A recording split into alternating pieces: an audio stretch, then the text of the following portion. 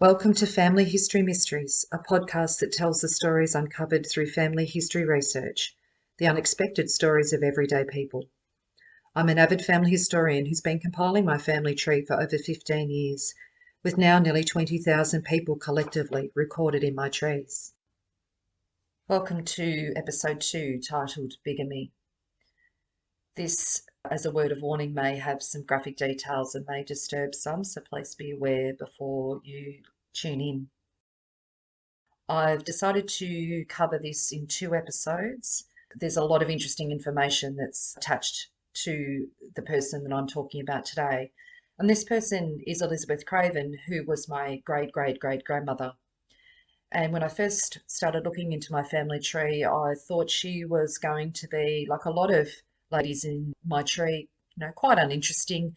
In those days, you didn't find a lot of information about women. They didn't have occupations generally, particularly if they married and had children, and they were pretty much lost in the records behind their husbands and fathers. However, I found 2 marriage certificates, and they both were to my great-great-great-grandfather, which perplexed me. And as I decided to delve a little bit deeper and broaden the years of my search, I then uncovered a first husband to Elizabeth Craven who I had no knowledge of, and quite a bit more attached to her as well. So the 2 episodes are going to be covering Elizabeth's story, but also quite a bit about this mysterious first husband. Elizabeth Craven was born on the 5th of February 1840 in Lancashire, England. She was the second child of a family of 7 who immigrated to Australia at 1 year old to Port Phillip on the 1st of July 1841 on the England. Her father, William Craven, was a silk dyer at the time of his marriage, but by the time they immigrated, he listed his occupation as a farm labourer.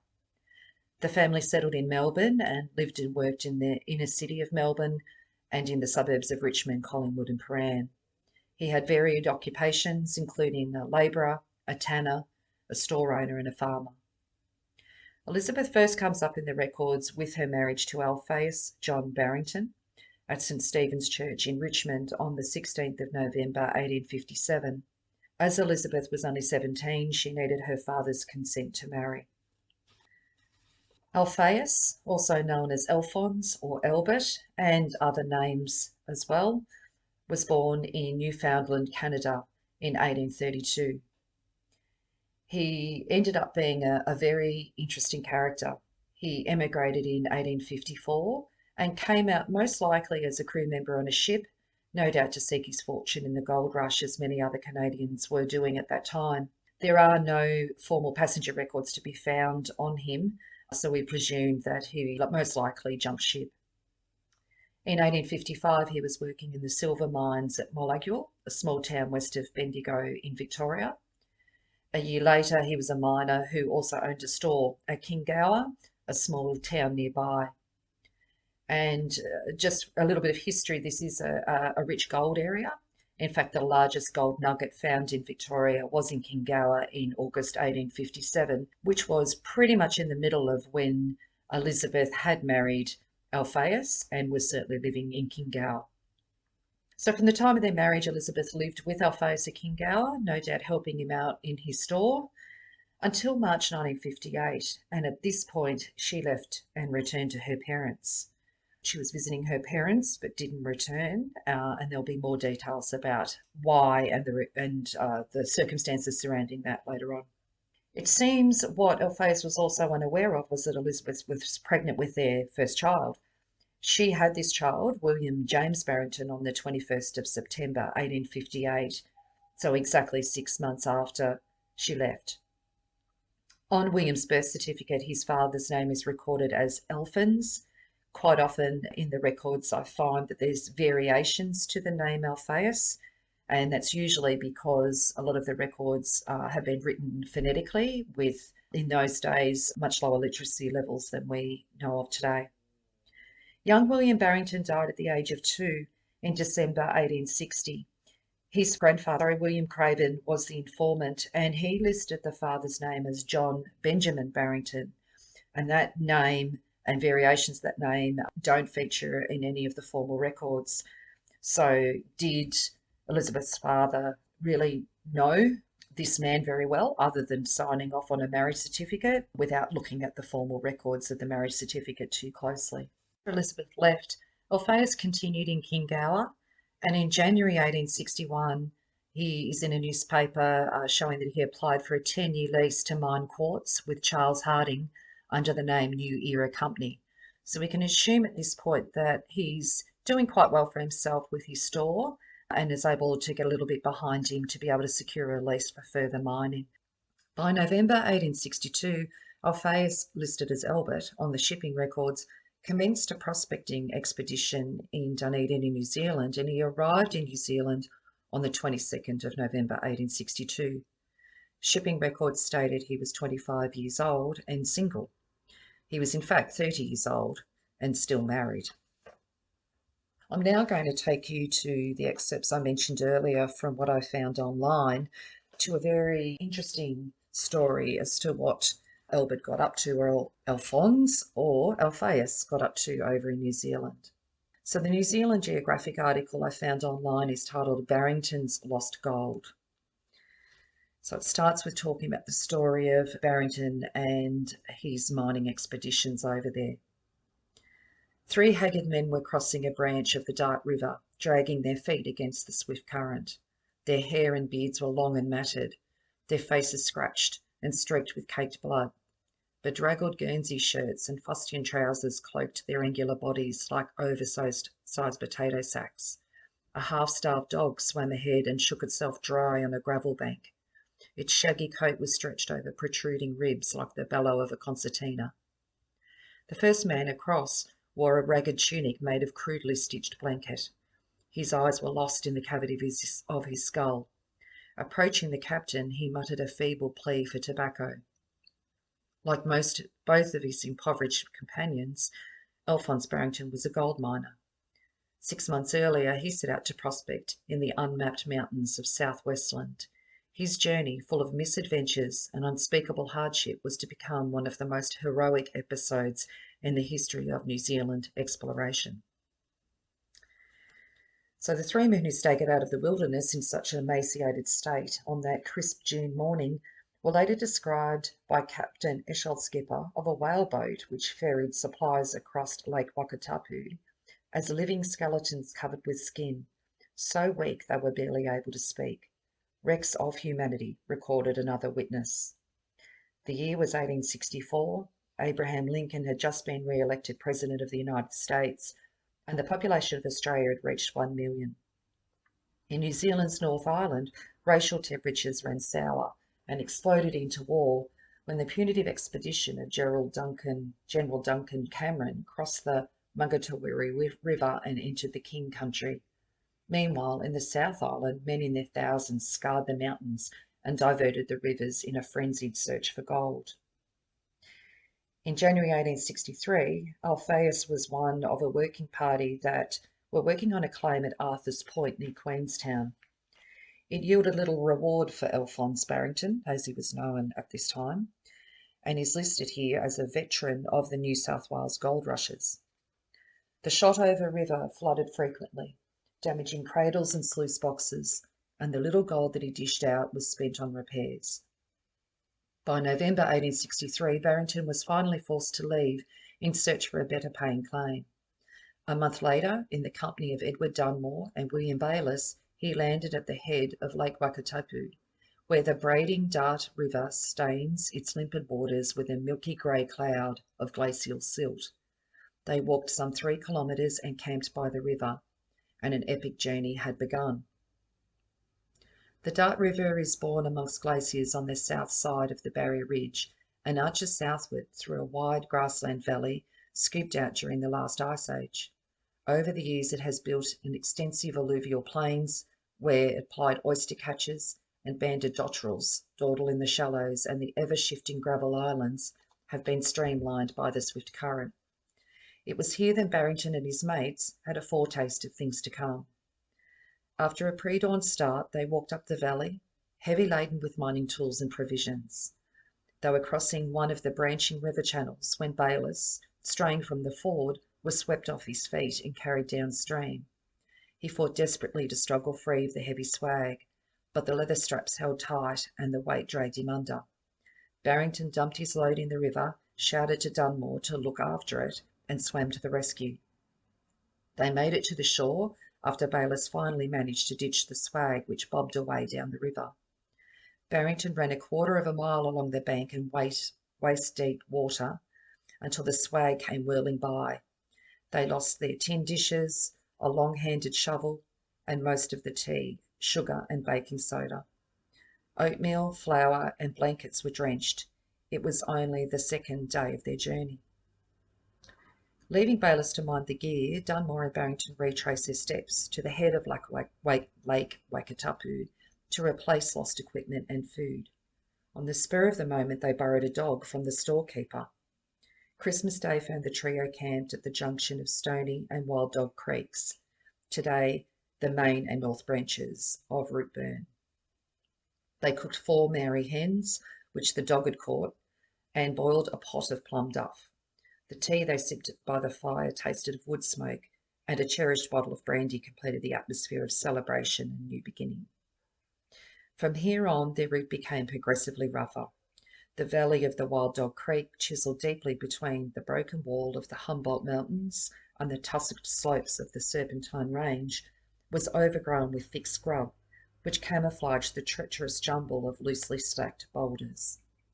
Swags and protruding tools snagged in the tangle of tree daisies and alpine veronicas, and feet punched deep holes through the densely woven undergrowth. It was on days like this, wrote another explorer of the time, that the choicest additions were made to Shakespeare's tongue. The country ahead was by no means unknown. Scores of secretive prospectors constantly combed the ranges, and Barrington's party would often come across abandoned tools, the remains of campfires, and makeshift shelters. They descended towards the hidden Falls Creek through tussock fields banded with crumbling bluffs, which sent the meltwater stream bouncing down in a series of waterfalls. After a few hair-raising moments, grasping for handholds on bunches of slippery snowgrass, Barrington promised to himself that he would never go this way again.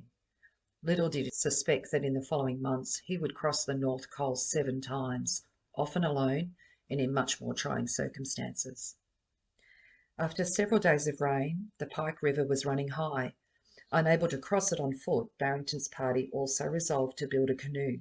With nothing more than a tomahawk, they felled a large tree and shaped it into a crude dugout. 3 times Barrington returned to Queenstown to replenish provisions, while his mates prospected the country around Lake Alabasta. The first time he was delayed for a month by snowstorms, even though it was in the height of summer, it says in brackets, hurricane force winds, and an attack of dysentery. When he finally reached the camp, he found Edward Dunmore near death of starvation. He hadn't eaten for 12 days, and for the previous 7, he had rationed the last ½ kilogram of oatmeal.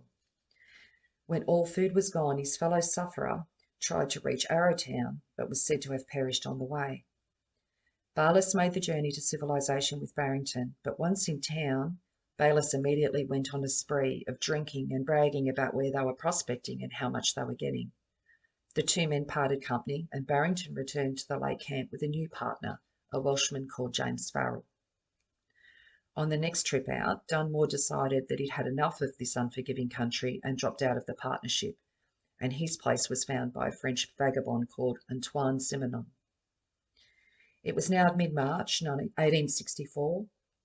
For several days the party camped by the lake, resting, hunting and mending their clothes. Then on the morning of the 15th they shouldered their 50-kilogram swags and struck north along the Pike River, weaving their way through a thicket of beech saplings. Over the next 3 months the newly formed coterie was to be severely tested. It was a hard land to live off, and the supplies of flour and oatmeal dwindled fast. To stretch out the time between reprovisioning trips, they ate almost anything they could catch, shoot or gather. Weaker, a robust flightless bird the size of a chicken was their staple diet. They also shot eels, robins, wrens and the occasional white heron, even a hawk which Barrington described as fearful tough eating. Kakapo were an easy prey for the dog. In the mid-1800s, shooting was still something of a ritual, requiring a great deal of patience on the part of the hunter and a degree of cooperation in the hunted. To supplement their erratic meat diet, the men gathered anise, a plant of the carrot family, speargrass, fern roots, and wineberry, but their knowledge of edible plants was poor. On one occasion, Simonin picked a handkerchief full of purple tutu berries, mashed them and squeezed them out a pint of sweet Ribena-coloured wine, which they all enjoyed immensely. The leftover pulp was thrown away, and it was pounced on by the ever-hungry dog. An hour later, the piteous beast, toughened to eat almost anything digestible, collapsed in a paroxysm of violent convulsions, and to save his life, the men had to pour billyfuls of salted water down his throat. They continued north, prospecting as they went, and crossing the pike where it veers off eastwards towards the main divide. They travelled northeast, following the Gorge River to its headwaters, then climbed over a high saddle and dropped sharply into the cascade. Here at last, on fine gravel beaches, littered with quartz boulders and sequined with mica crystals, there was enough gold to justify a week-long trial. They set up a camp and planned a roster of hunting and prospecting chores. The weather was getting progressively worse, and the rivers were rising rapidly after days of persistent rain, making prospecting difficult.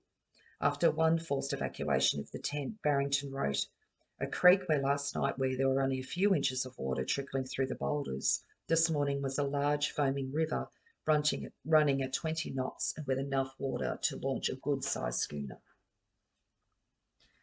Spending a similar winter in the remote mountains was a frightening prospect. Almost all the provisions were exhausted, game was sparser than ever, and floods soon rendered any gold mining impossible. Huddled under the sopping tent, they made a decision to turn back, but the choice of the route almost split the party. Barrington suggested going east towards Lake Hawea, a distance he thought of only 50 kilometres. The others opted for a beeline route to Wakatipu. "I should go alone then," said Barrington, and later regretted that he hadn't. Confining his sullenness to the pages of his diary, he wrote, "If I had a dog, nothing should have prevented me from going alone, as I know it cannot be a worse road than we have had coming here." On April the 29th, they dumped their mining tools and together headed south. On the third day of hard travelling through the gorge terraces of the Cascade River, they climbed the 50-metre-high Derwoods Falls and reached the slopes of Red Hills, a 60-kilometre range of barren rock, which in the delicate evening light often wears the fleeting blush of the Australian desert. Here, in heavy rain, Barrington was separated from his companions. Thinking they had gone ahead, he hurried up the river, cooeing and firing his gun, but there was no reply. He spent a cold and hungry night alone, walked all the following day, and set up a lonely camp just below the bush line at the head of the Pike River. He was wrapped in a meagre blanket, his teeth chattering and his limbs stiffening by cramps. Rats had stolen a little duck that he had shot on the way up. He had not eaten for 6 days now, but he did not feel hunger. The pall of snow which silenced his tent was 3/4 of a metre thick. At last the sun burnt through the clouds, and in the early morning of May 14th, 10 days after he had lost Farrell and Simonin, Barrington set off towards Stag Pass, a broad, high alpine saddle leading into the watershed of the Barrier River. He staggered through the deepening snow, collapsing every 20 steps, crawling, resting then, and getting up again. By noon he was only 2 kilometres above his camp. Through the overwhelming weakness he felt death approaching. In desperation he threw away all of his waterlogged belongings, keeping only a blanket, a gun, some gunpowder and lead shot. A small chamois leather pouch, where he kept a few specks of gold, fell at his feet, but he did not pick it up. After several hours of wading through the soft, blinding snow, he finally reached the pass and looked down into the Barrier Valley. There he saw a grassy flat and a wispy ribbon of smoke. He found his mate's camp. Barrington stayed by the fire while Farrell and Simonin, who also hadn't eaten for 2 days, went hunting and shot a pair of weaker. 2 wet and hungry days later, walking up the south branch of the Barrier River, they shot 2 magpies and ate them raw. They were approaching Intervention Saddle at the fringe of the Olivine Ice Plateau, a large and isolated pocket of ice from which numerous glaciers ooze through a palisade of jagged mountains. Today, it is unthinkable to venture there without a full array of mountaineering equipment, ropes, crampons, ice axes, and the like. Barrington and his mates had nothing but guns, knives, and a tomahawk. That night, camped on the flats of the Forgotten River, Barrington recalled the events of the day on the glacier. What a sight then met our eyes! Nothing but mountains of snow as far as we could see, in every direction but west. At one time, Simonon was behind me. I heard him sing out, "Look out!" I turned around and he was coming down the snow at a fearful rate, head first on his back. He held the gun in one hand but had to let it go when both he and the gun passed me at the rate of a swallow and did not stop till they reached a little flat about 2 miles down with a fall of 1,000 feet. I thought he was killed, but he was all right with the exception of being a little frightened. Such a day I hope to never see again.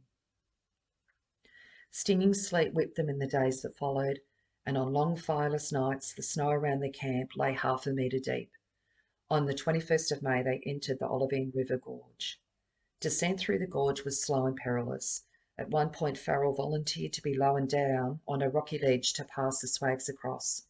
He was about halfway down when the flax rope broke and he plummeted into a whirlpool of white water, narrowly missing a 60-metre drop. The rapids engulfed him for over a minute before, gasping for air, Farrell found a handhold and hauled himself onto a boulder. 4 days later, they reached the old camp at Lake Alblaster. Torrential rain set in, and once again they were trapped in the tent. The lake level began to rise, and they found themselves camped on a rapidly shrinking island. Barrington wrote, "This is the most miserable day of my existence. We had to turn out last night at 10 o'clock, and the water rose so fast that we could not get anything away but our blankets. The night was very dark, and before we reached the hill, I got up to my arms in water. I had to walk up and down all night, the rain still pouring down. If this night does not kill us, we shall never die." On June the 7th, they were crossing the main divide, plodding in deep soft snow, changing the lead every 10 metres. A day later, in a swirling blizzard, they reached the bush line on the eastern side, where Farrell shot 7 kaka and thereby spared the dog, who had featured strongly on that night's menu. 2 days later, they heard a pumping swish of pigeons' wings and the echoing gaboom of a shotgun. They'd encountered a pigeon shooting party. Captain Eshard reached for his tobacco pouch, and the men lit their pipes, but the smoke they longed for made them sick. Neither would their stomachs accept food. No one would believe the human frame could be so reduced, marvelled a witness at William Rees's station at the head of the lake. Their cheekbones and noses, besides the elbows, hips, and other bony parts of the body, were protruding through the skin. Their feet were chafed and frostbitten, covered with running sores, and all the flesh was eaten from the tops of Barrington's toes. And I'll post a photo or a sketch of the men crossing part of the waters. You can see how haggard they look. Lake Wakatipu was a sheet of glass when the steamer Alexandra reached Queenstown after a 4-hour journey. Barrington and his companions were led ashore and taken to the newly built Frankton Public Hospital, where during the ensuing weeks they were nursed back to health. From the hospital windows they could see the bustling town, which only 2 years before had not existed. So now they're back from their journey, and here's a bit of an indicator of how they explained what had happened. The diggers of the lake were moved to compassion and generosity by the party's hardships. The small community at the head of the lake immediately contributed £15 for their needs. A week later, another £40 was donated by miners from Queensland and Arrowtown. Not everyone, however, took this story at face value. One sceptic went so far as to suggest that Barrington and his mates had never left the head of the lake and that they had been on a spree in the shanties there, and that the diary published in the newspaper that Barrington had written had been fabricated by a Queenstown wit. Barrington wrote to the editor of the newspaper rebutting these cruel and unjust assertions. They were, he declared, very personally offensive to some of my party. What made some observers sceptical was that although Barrington said that he had found payable gold, his party had returned with no gold to show of their efforts. At 8 p.m. on July 20th, 1864, a large crowd gathered at Bracken's Commercial Hall on Ballarat Street. The hall was lit with kerosene lanterns, and the air was thick with pipe smoke. Outside, a winter breeze corrugated the lake, and beyond it, the stark wall of the Remarkables nestled under the snow. A year earlier, Barrington would have been in a similar crowd cheering James Hector and his idea of the Hollyford Valley Road to the west coast. Now the limelight was on him, and the rowdy audience was keen to hear the first-hand account of his journey. The rumours of gold in the Cascade River had spread like bushfire. Barrington wore a digger's Sunday best, a grey Crimean shirt, white or cream moleskin trousers, knee-high Wellington boots, and perhaps a crimson sash tied at the side. His diary, which miraculously survived in the folds of a blanket, had just been printed in the Lake Wakatip Mail, and he enjoyed a moderate popularity. There were, however, many questions surrounding the discovery of the new goldfields. There were also allegations that the entire story had been fabricated in a drinking establishment. The main problem was that Barrington had no way of proving the existence of gold. He recalled his struggle for life on the snowy slopes of Stag Pass, how the pouch containing all the gold specimens slipped out when he was emptying his swag, and how he was too exhausted to pick it up. In the grogged coziness of the hall, such a scenario stirred up a wave of sarcastic smiles and malicious comments. Then, to everyone's surprise, Antoine Simonin produced a coarse speck of gold, which he explained he'd only recently found in his shop belt. The specimen came from the Cascade River, he said. "Hear, hear," cheered the miners. A piece of real dispersed all of the doubt. With myomic fervour, all of men overwhelmed by gold fever said they were ready to follow Barrington into the Cascade, and he was only too pleased to lead them. Yet for all the gold in New Zealand, he would not go back overland.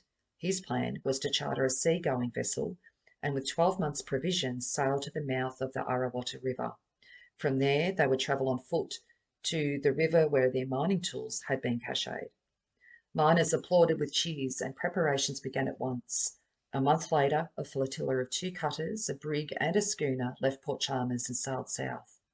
The sea was kind and the weather fair, and hopes were high for the El Dorado ahead. The little fleet crossed the strait and around the point, skimming past the narrow openings of fords, and landed at the mouth of Arawata River. Bending under heavy loads of provisions and tools, a snaking procession of prospectors headed southwest towards the point where the Cascade River cuts between the Red Hills and the northern Olivine Range. There, Barrington assured them, was the finest gold-bearing country he had seen in New Zealand. They soon realised that Barrington had been mistaken in his geography. The site of his goldfield was not on a river running into Jackson Bay, as he had assumed, but rather in one that reached the sea to the south. Although they soon found the equipment dumped there, they found none of the gold that Barrington claimed to have discovered nearby, nor did they find any gold in the Arawata River, despite prospecting a long way up its valley. The only place that payable gold was found, and in brackets it says offering very modest returns of between 7 shillings 6pence and 10 shillings a day, was on the beach at Jackson Bay itself. As might be expected, Barrington's companions were disappointed and angry. Just how angry is apparent from the report of the police sergeant at Greymouth, further up the west coast, where a majority of the party arrived on the 21st of December 1864, having to decide to cut their losses. The report says, 2 cutters, the Nugget and Petrel, have just entered the Grey River. They came from Jackson's Bay. They, the party, have been prospecting that district for the last 10 weeks. The well-known prospector Barrington was the leader of the party. After giving the country a fair trial, they have arrived at the sorry conclusion that payable gold is not to be obtained in Jackson's Bay. At one time, they intended to take summary vengeance on Barrington, as it was through his statements at Queenstown that they had been induced to incur the expenditure of chartering 2 crafts to prospect his supposed El Dorado. The 2 parties together number 38 men. They had arrived here in a complete state of destitution, as their all was risked at the success of the expedition. It has proved an utter failure. They intend giving the Grey another trial. They also report that the cutter Thames remains still at Jackson's Bay, the captain having refused to give the diggers a passage to Nelson under £4 per man. This they could not pay, having nothing. It was mooted to take both the craft and the captain back to Nelson and lay the case before the owners of the craft. Obviously, Barrington now was regarded as a liar who had deceived everyone by talking up what was either a fraud or a delusion. A number of reports dispatched to various newspapers at the same time as the above letter confirmed the widespread resentment and indignation directed against him. A correspondent to the Nelson colonist was particularly scathing. He wrote, "I think it would be very beneficial to the public if you would publish the following facts, for the accuracy of which I vouch. The cutter Petrel from Nelson and Nugget from Invercargill with 38 diggers have just put in here.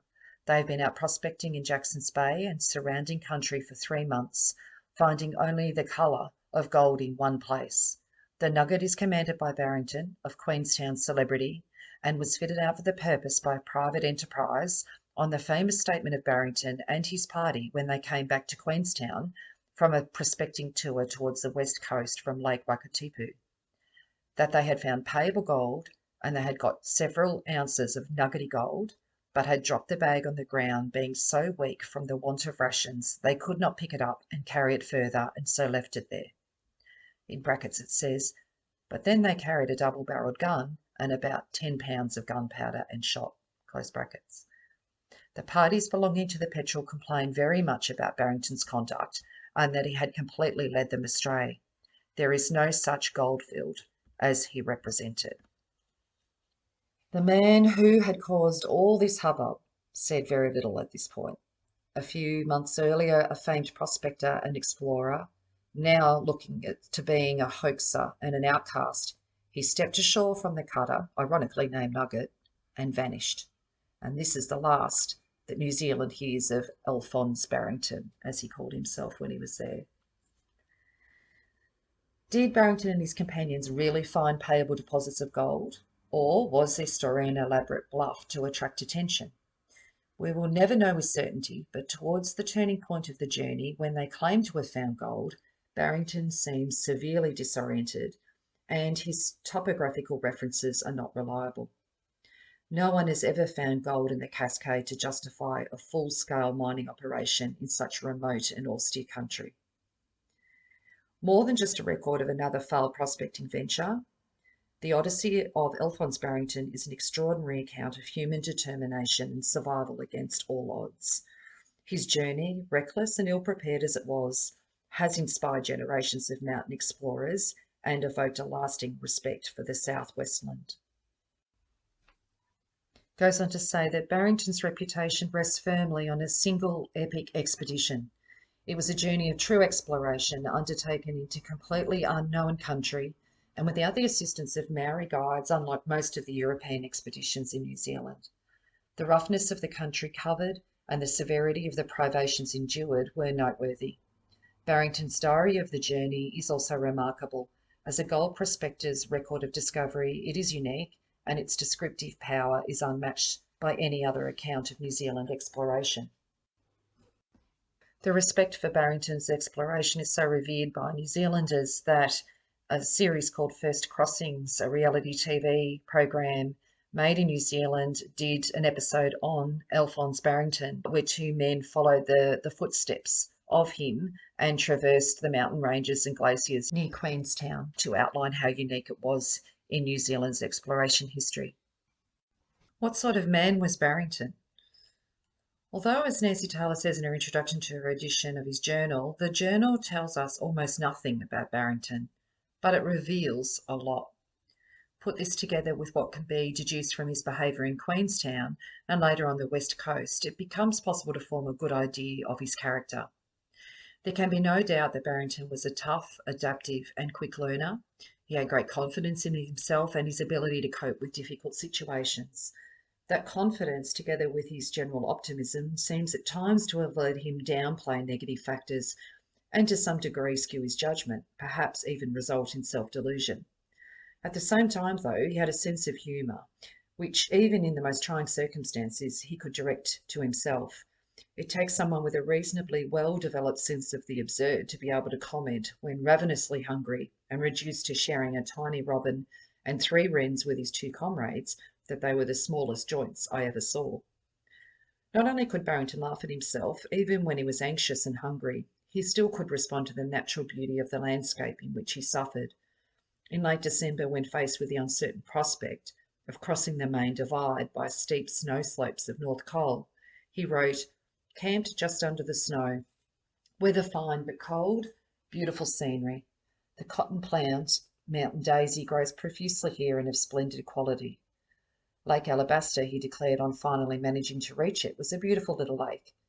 In April, when finding enough to eat had become an ever-present anxiety, on reaching Thetatane, he could still muster enough enthusiasm for his surroundings to respond to their aesthetic qualities. Found the lake about 1 mile east of the river, a very fine one, 1 mile square, with a beautiful grassy mound all round it. An ability to appreciate pretty scenery is not usually evident among those close to starvation. From both the journal and his conduct in Queenstown, it is obvious that Barrington saw himself as a leader of men, and generally does seem to have shown the initiative and sense of responsibility for his companions that they look for in a leader. He also had a pretty good sense of direction, an eye for topography, and knew something about navigation and maps. One type of initiative that deserves special mention because it was to be so evident later in his career, he had an entrepreneurial flair, an eye for business opportunities sharper than his skill as a prospector. Despite being half dead from hunger, on returning to Queenstown, he still had his wits about him sufficiently to get his journal published in the newspaper. Presumably he did not offer it for publication for nothing, but even if he did, his dealings with the paper and the way he handled the public meeting imply an appreciation of the potential benefits of publicity that seem very modern.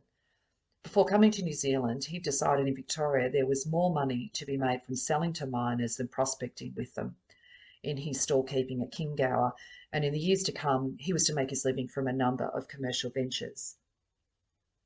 There can be no doubt either that Barrington was an educated man, one who was good with words, both spoken and written. In Queenstown, he confidently addressed a big public gathering, was given a rousing reception, which may not have been easy for someone uneducated. His journal is also well written. Perhaps the Lake Wakatit Mail's editor could get some credit for that, but the fact that it exists at all is evidence of the value Barrington attached to the written word. In the brief account published by the newspaper on the 2nd of July 1864, whet its readers' appetites for what was to follow. Barrington indicated the only reason his journal had survived the journey, rather than being jettisoned along with most of the contents of his swag, was that he was in the habit of stowing it rolled up in his blankets to keep it dry. To undo his bedroll had simply been too much effort for a man at the end of his tether. While that makes good sense, it does not explain why he kept on writing it under the appalling conditions he encountered. It is all too easy to underestimate the self-discipline and determination required when suffering from hunger and cold, in wet clothes and blankets, to keep a journal up to date.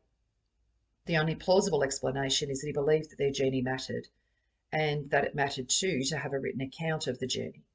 Most men would have stopped writing very early in the piece and resorted, one particularly dismal morning, to using the notebook to light the fire. Was Barrington a liar and a fraud? The information available does not warrant such a conclusion. In fact, it suggests the opposite. No sane person leads a party of 50 or so robust armed diggers to a remote location to find gold he had assured them was there, unless he was convinced himself that it actually exists.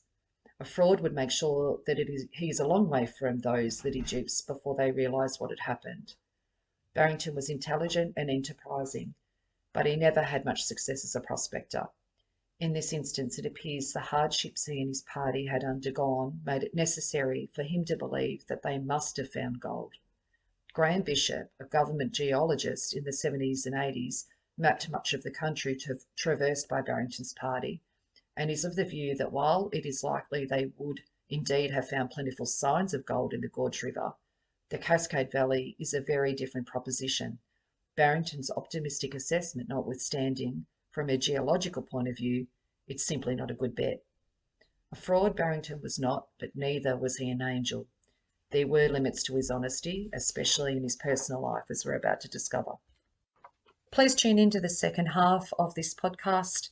I would love to be able to give you information about the rest of Albert's life and what he got up to. He was known more as Albert rather than Alphaeus you will find in the second podcast of this series. We're also going to be discovering a little more about Elizabeth, and yes, there are some more surprises to come in regards to her as well. I'd like to acknowledge some online sources that I use to tell the New Zealand component of Alphaeus's life today, the New Zealand Geographic and the Electronic Journal of Australia and New Zealand. I will put those links on the Facebook page, particularly if you're interested in delving really deeply into Alphaeus's journal over in New Zealand. If you have an interesting story or a mystery that you would like to have solved in your family tree, please go to my Facebook page in order to contact me. I'd love to share your story on a future podcast, and we will tune in next time.